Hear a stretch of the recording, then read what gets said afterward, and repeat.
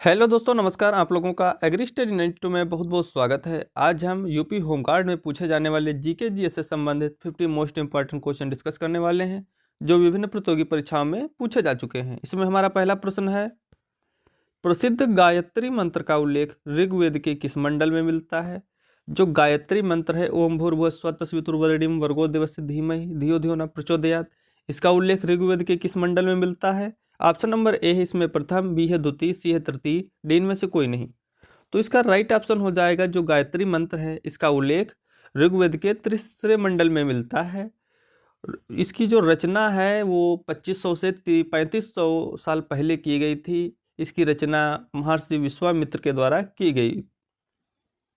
अगला प्रश्न, ये जो गायत्री मंत्र है सूर्य देवता या सावित्री देवता को समर्पित है। महर्षि विश्वामित्र ने इसकी रचना की थी। अगला प्रश्न है, उत्तर प्रदेश का कौन सा जिला चिकनकारी कढ़ाई के लिए प्रसिद्ध है? तो यूपी का कौन सा जिला जो है चिकन कढ़ाई के लिए वर्ल्ड फेमस है? तो ऑप्शन नंबर ए इसमें है मेरठ, बी है आगरा, सी है लखनऊ, डी है वाराणसी। तो इसका राइट ऑप्शन क्या हो जाएगा? ऑप्शन नंबर ए, बी, सी या डी? तो इसका राइट ऑप्शन हो जाएगा लखनऊ। जो उत्तर प्रदेश की राजधानी है लखनऊ, ये चिकनकारी कढ़ाई के लिए वर्ल्ड फेमस है। जो मेरठ है वो हिंडन नदी के किनारे स्थित है। जो आगरा है ये यहाँ पर क्या है, ताजमहल है। अगला प्रश्न देखेंगे, उत्तर प्रदेश बेसिक शिक्षा परिषद की स्थापना किस वर्ष की गई थी? उत्तर प्रदेश बेसिक शिक्षा परिषद की स्थापना कब हुई? ऑप्शन नंबर ए है 1907 और बी है 1972, सी है 1974, डी है 1976। तो इसका राइट ऑप्शन हो जाएगा उत्तर प्रदेश बेसिक शिक्षा परिषद की स्थापना 1972 में हुई थी। ऑप्शन नंबर बी राइट है, 1972 ईस्वी में। अगला प्रश्न देखेंगे, उत्तर प्रदेश के किस जिले में यूरेनियम के सीमित भंडार पाए जाते हैं? उत्तर प्रदेश के किस जिले में यूरेनियम के सीमित भंडार पाए जाते हैं? ऑप्शन नंबर ए है बांदा, बी है सोनभद्र, सी है हमीरपुर, डी है ललितपुर। तो इसका राइट ऑप्शन हो जाएगा ऑप्शन नंबर डी, जो ललितपुर है जहां पर सीमित मात्रा में यूरेनियम के भंडार पाए जाते हैं। हमारा अगला प्रश्न है प्रश्न नंबर 5, निम्नलिखित में से कौन सा ये कह सकते हैं भारतीय कृषि की विशेषता नहीं है? भारतीय कृषि की कौन सी विशेषता नहीं है? ऑप्शन नंबर ए है प्रकृति पर निर्भरता, सही है ये निर्भर। और बी ऑप्शन है उत्पादकता का निम्न स्तर, ये भी राइट है।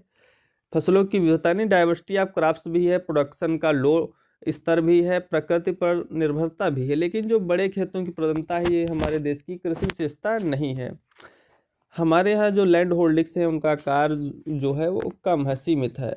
और अगला प्रश्न हो जाएगा इसमें ऑप्शन नंबर डी राइट हो जाएगा क्योंकि ये भारतीय कृषि की विशेषता नहीं है। अगला प्रश्न है दक्कन ट्रेप के संदर्भ में, प्रश्न नंबर 6 है, दक्कन ट्रेप के संदर्भ में यहाँ पाई जाने वाली मुख्य मिट्टी कौन सी है तथा इसका निर्माण कैसे हुआ है? तो इसका राइट ऑप्शन कौन सा हो जाएगा? ऑप्शन नंबर ए इसमें है जलोढ़ मिट्टी नदियों के निक्षेप से, या लाल मिट्टी लोएस के ऑक्सीकरण से, सी है काली मिट्टी ज्वालामुखी बेसाल्ट के क्षरण से। तो इसका राइट ऑप्शन सी ही हो जाएगा। दक्कन ट्रेप के संबंध में है काली मिट्टी संबंधित, तो यानी ज्वालामुखी बेसाल्ट के क्षरण से इसका निर्माण होता है। अगला प्रश्न है हमारा रेपो रेट से संबंधित। प्रश्न नंबर 7 है, रेपो रेट में वृद्धि का भारतीय अर्थव्यवस्था पर सामान्यतः क्या प्रभाव पड़ता है? ऑप्शन नंबर ए इसमें है बाजार में मुद्रा की आपूर्ति बढ़ जाती है, बी है कि बैंकों द्वारा दिए जाने वाले ऋण सस्ते हो जाते नहीं। जब रेपो रेट बढ़ेगी तो बैंकों द्वारा ऋण दिए जाते हैं जो वो महंगे हो जाते हैं, जिससे क्या होता है जो मार्केट में मुद्रास्फीति होती है उसको मैनेज करने में हमें मदद मिलती है। तो ऑप्शन नंबर इसका सी राइट है। रेपो रेट में वृद्धि करने से जो अर्थव्यवस्था है उसमें मुद्रास्फीति को कंट्रोल किया जाता है। ऑप्शन नंबर सी राइट है इसका। अगला प्रश्न देखेंगे, पानी से भरे बर्तन में रखी पेंसिल टेढ़ी किस कारण दिखाई देती है? ऑप्शन नंबर ए है प्रकाश के अपवर्तन के कारण, बी है प्रकाश परावर्तन के कारण, सी है प्रकाश प्रकीर्ण के कारण, डी है इनमें से कोई नहीं। तो इसका राइट ऑप्शन हो जाएगा ऑप्शन नंबर ए। जो पानी से भरे बर्तन में रखी पेंसिल वो हमें टेढ़ी जो है वो प्रकाश के अपवर्तन के कारण दिखाई देती है। ऑप्शन नंबर ए इसका राइट है। अगला प्रश्न देखेंगे, आंतरिक या घरेलू व्यापार से आप क्या समझते हैं? आंतरिक या घरेलू व्यापार से क्या समझते हैं आप? तो ऑप्शन नंबर है विदेशों से माल मंगाना, या दो देशों के मध्य व्यापार, सी है केवल दो राज्यों के मध्य व्यापार, या डी है एक ही देश की सीमा के भीतर व्यापार।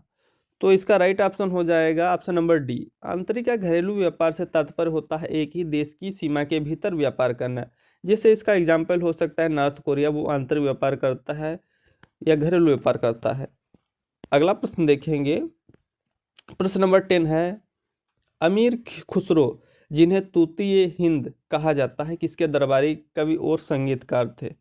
अमीर खुसरो ने 7 से अधिक कह सकते हैं सल्तनत कालों के, मतलब सल्तनत काल के 7 से अधिक सुल्तानों का शासनकाल इन्होंने देखा हुआ है। तो अमीर खुसरो को गजल, कव्वाली आदि का जनक इन्हें माना जाता है। इन्होंने तूतीए हिंद की रचना की, तुगलकनामा की रचना की है, मियाँ उल फुतूह की रचना की है, इन्होंने बहुत सारी चीज़ों की रचना की है। तो इसका क्या हो जाएगा राइट ऑप्शन? ये किसके दरबार में थे? इल्तुतमिश या रजिया सुल्तान, अलाउद्दीन खिलजी, फिरोज शाह तुगलक। तो अमीर खुसरो ने 7 से अधिक सल्तनत काल के सुल्तानों का काल देखा हुआ है। इन्हें तूतीए हिंद भी कहते हैं। इन्होंने गजल, खड़ी बोली, कव्वाली आदि की रचना भी की है। और ये किसके दरबारी कवि और संगीतकार थे? तो इसमें ऑप्शन नंबर जो सी है, अलाउद्दीन खिलजी, ये राइट हो जाएगा। ऑप्शन नंबर सी राइट है, अलाउद्दीन खिलजी के दरबार में कवि एवं संगीतकार थे। अगला प्रश्न है प्रश्न नंबर 11, संविधान सभा की प्रांतीय संविधान जो संविधान सभा की प्रांतीय संविधान समिति होती है उसके अध्यक्ष कौन थे? जो प्रांतीय संविधान समिति है उसके अध्यक्ष कौन थे? ऑप्शन नंबर है doctor Rajendra Prasad, B Jawaharlal Nehru, C B R Ambedkar, D है सरदार वल्लभ भाई पटेल। जो प्रारूप समिति थी, प्रारूप समिति के अध्यक्ष थे, संविधान सभा की प्रारूप समिति के अध्यक्ष बी आर अम्बेडकर जी थे। और यहाँ पर पूछा गया है प्रांतीय संविधान समिति, तो प्रांतीय संविधान समिति के अध्यक्ष थे सरदार वल्लभ भाई Patel. Option number D right हो जाएगा। अगर आपसे पूछा जाए प्रांतीय संविधान समिति के अध्यक्ष तो हो जाएगा सरदार वल्लभ भाई पटेल। और प्रारूप समिति की बात करें तो उसके अध्यक्ष हैं बी आर अम्बेडकर। अगला प्रश्न है प्रश्न नंबर 12, प्रायद्वीपीय भारत की कौन सी नदी विंध्य एवं सतपुड़ा पर्वत श्रेणियों के मध्य एक भ्रंश घाटी से होकर बहती है? प्रायद्वीप भारत की कौन सी नदी है जो विंध्य एवं सतपुड़ा पर्वत श्रेणियों के मध्य एक भ्रंश घाटी से बहती है? ऑप्शन नंबर ए है कृष्णा। कृष्णा नदी की लंबाई है 1400 किलोमीटर के आसपास। ये महाराष्ट्र से निकलती है, महाराष्ट्र। और नर्मदा नदी, नर्मदा जो नदी है ये मध्य प्रदेश के अमरकंटक से निकलती है। 1312 किलोमीटर के आसपास इसकी लंबाई है। पश्चिम की दिशा की ओर बहने वाली कह सकते हैं सबसे लंबी नदी मानी जाती है। ये अरब सागर में मिल जाती है। और यहाँ पर इसका राइट ऑप्शन भी नर्मदा हो जाएगा। नर्मदा ही जो है विंध्य एवं सतपुड़ा पर्वत श्रेणियों के मध्य एक भ्रंश घाटी से होकर बहती है और इसकी लंबाई 1312 किलोमीटर आसपास है। ये जो इंडिया की 5th लार्जेस्ट रिवर मानी जाती है, भारत की 5वीं सबसे लंबी नदी है। और ये जो नर्मदा नदी है ये क्या है, भ्रंश घाटी से होकर बहती है और मध्य प्रदेश के अमरकंटक से निकलती है। ऑप्शन नंबर बी इसका राइट हो जाएगा। अगला प्रश्न देखेंगे, भारत में सीमांत कृषि जोत का आकार क्या है? भारत में जो सीमांत कृषि जोत का आकार का है किन्हें हम सीमांत कृषक बोलेंगे? ऑप्शन नंबर 1 हेक्टेयर से कम वाले, या 1 से 2 हेक्टेयर वाले, या 2 से 4 हेक्टेयर वाले किसान, या 5 हेक्टेयर से अधिक वाले किसान। तो सीमांत कृषक कौन होते हैं? सीमांत कृषि भूमि जोत का आकार क्या होता है? तो 1 हेक्टेयर से कम। वे किसान जिनके पास जो है 1 हेक्टेयर से कम भूमि होती है उन्हें सीमांत कृषक बोलते हैं, या सीमांत कृषि भूमि जोत का आकार भी बोल देते हैं कि 1 हेक्टेयर से अगर कम खेत है तो वो क्या होगा, सीमांत कृषि जोत के अंतर्गत आएगा। अगला प्रश्न है प्रश्न नंबर 14, राजकोषीय घाटा का वास्तविक अर्थ क्या होता है? राजकोषीय घाटा का वास्तविक अर्थ क्या होता है? तो राजकोषीय घाटा का मतलब क्या होता है, किसी देश के द्वारा कुल राजस्व कितना अर्जित किया गया और उसने कुल व्यय कितना किया। कुल राजस्व जो अर्जित किया जाता है उसमें उधारी को शामिल नहीं किया जाता है। आपने कितना राजस्व इकट्ठा किया है और टोटल उसका व्यय क्या है, उसका जो डिफरेंस होता है अंतर, वो राजकोषीय घाटा होता है। तो ऑप्शन नंबर ए इसमें है, राजकोष सरकार के द्वारा कुल राजस्व कुल व्यय के मध्य जो अंतर होता है उसे राजकोषीय घाटा बोलते हैं। और कुल जो राजस्व प्राप्ति होती है उसमें ब्याज को शामिल नहीं किया जाता है, या जो हम उधारी लेते हैं उसको शामिल नहीं किया जाता इसमें। अगला प्रश्न है, निम्नलिखित में से किस मुगल सम्राट ने इबादत खाना का निर्माण करवाया था? इबादत खाना किसने बनवाया था? बाबर ने, या हुमायूं ने, औरंगजेब ने, या अकबर ने? तो इसका राइट ऑप्शन हो जाएगा जो इबादत खाना है इसको 1575 ईस्वी में गुजरात में बनवाया था अकबर ने। जो फतेहपुर सीकरी है वहाँ पर बनवाया था इबादत खाना अकबर ने 1575 ईस्वी में। ऑप्शन नंबर सी इसका राइट है। अगला प्रश्न देखेंगे, यदि किसी वस्तु का वेग दोगुना कर दिया जाए तो उसकी गतिज ऊर्जा पर क्या प्रभाव पड़ेगा। यदि किसी वस्तु का जो वेग है दोगुना कर देंगे तो उसकी गतिज ऊर्जा जो है वो 4 गुनी हो जाएगी। ऑप्शन नंबर सी राइट है इसका। अगला प्रश्न है, भारत में पर्यावरण संरक्षण अधिनियम कब पारित हुआ था। तो भारत में पर्यावरण संरक्षण अधिनियम पारित हुआ था 1986 में। ऑप्शन नंबर बी राइट हो जाएगा। भारत में पर्यावरण संरक्षण अधिनियम 1986 में पारित हुआ। अगला प्रश्न है,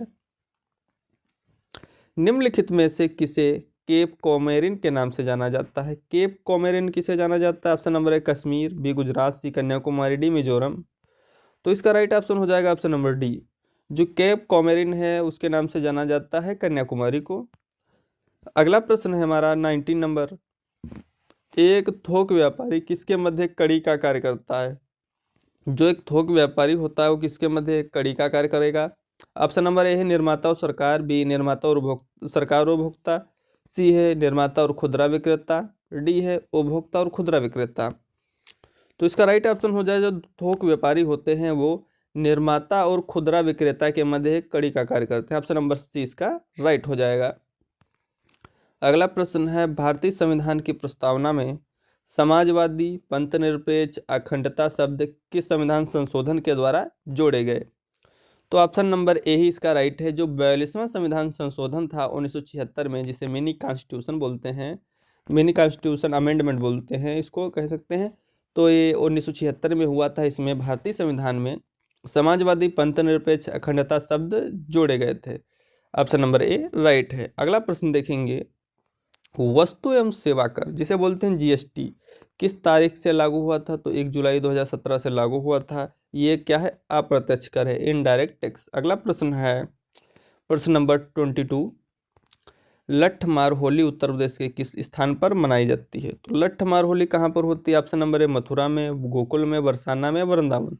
तो इसका राइट ऑप्शन हो जाएगा ऑप्शन नंबर डी। जो लट्ठमार होली है ये यूपी के बरसाना में मनाई जाती है। हमारा अगला प्रश्न है, उत्तर प्रदेश का सबसे कह सकते हैं पुराना विश्वविद्यालय कौन सा है।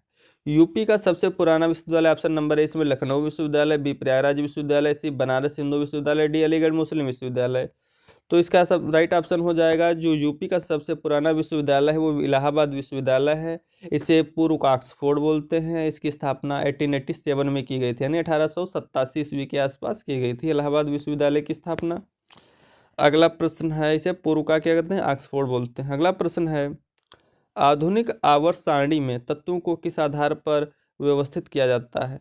जो आधुनिक आवर्त सारणी वो मोजले के द्वारा दी गई थी, जिसमें क्या है तत्वों को परमाणु क्रमांक या ये जो परमाणु संख्या है उसके रूप में व्यवस्थित किया गया था। जो आधुनिक आवर्त सारणी है उसमें तत्वों को बढ़ती परमाणु संख्या के रूप में व्यवस्थित किया गया था। ऑप्शन नंबर इसका बी राइट हो जाएगा।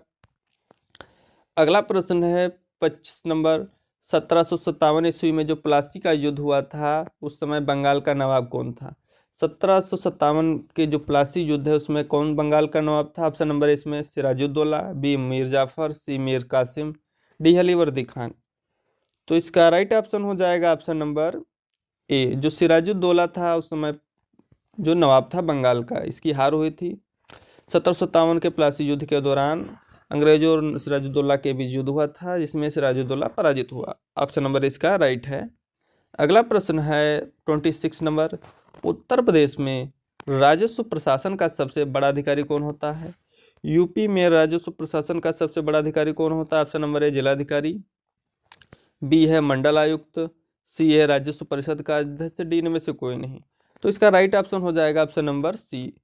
जो उत्तर प्रदेश में राजस्व प्रशासन का सबसे बड़ा अधिकारी होता है वो क्या है, राजस्व परिषद का अध्यक्ष होता है। ऑप्शन नंबर सी राइट है। अगला प्रश्न है, भारत में राष्ट्रीय मानवाधिकार आयोग की स्थापना किस वर्ष हुई थी। भारत में राष्ट्रीय मानवाधिकार आयोग की स्थापना कब हुई थी। ऑप्शन नंबर इसका ए है 1990, बी है 1991, सी है 1992, डी है 1993। तो इसका राइट ऑप्शन हो जाएगा डी। 1993 ईस्वी में राष्ट्रीय मानवाधिकार आयोग की स्थापना हुई थी। अगला प्रश्न देखेंगे, एनईएफटी क्या होता है और आरटीजीएस क्या होता है। आरटीजीएस तो आपने सुना होगा, रियल टाइम फंड ट्रांसफर। और ये क्या है एनईएफटी। एनईएफटी का पूरा नाम क्या होता है। ऑप्शन नंबर है इसमें national electronic fund transfer, B है national electronic fund transformation, C है national elementary fund transfer, D है नेटिव इलेक्ट्रॉनिक फंड ट्रांसफर। तो इसका क्या राइट ऑप्शन हो जाएगा? ऑप्शन नंबर ए इसका राइट है। NEFT होता है नेशनल इलेक्ट्रॉनिक फंड ट्रांसफर। अगला प्रश्न है प्रश्न नंबर 29। निम्नलिखित में से कौन सा अनुच्छेद कुछ दशाओं में निरोध एवं गिरफ्तारी से संरक्षण प्रदान करता है? जो भारतीय संविधान का कौन सा आर्टिकल है जो गिरफ्तारी के विरुद्ध है संरक्षण प्रदान करेगा? गिरफ्तारी और हिरासत के विरुद्ध कौन सा आर्टिकल संरक्षण प्रदान करेगा? ऑप्शन नंबर है 20, अनुच्छेद 20, बी अनुच्छेद 21, डी अनुच्छेद 22, डी अनुच्छेद 30। तो इसका राइट ऑप्शन हो जाएगा ऑप्शन नंबर सी, जो अनुच्छेद 22 यानी आर्टिकल 22 है, ये हिरासत या गिरफ्तारी के विरुद्ध हमें कुछ हद तक संरक्षण प्रदान करता है। ऑप्शन नंबर सी राइट है।